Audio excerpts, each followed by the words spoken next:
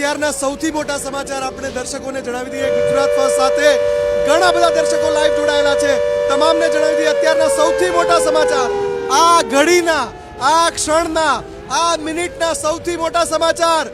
પાકિસ્તાન વિરુદ્ધ ભારતે જવાબી કાર્યવાહી મોટા પાયે શરૂ કરી દીધી છે।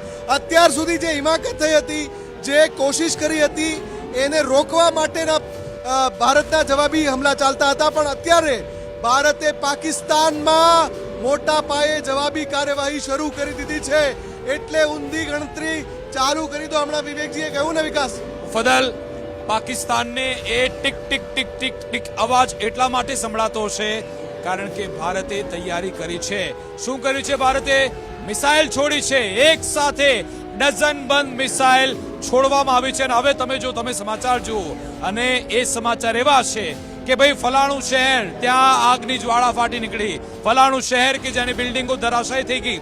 અને આપણો એટેક હંમેશા ક્યાં હોય છે?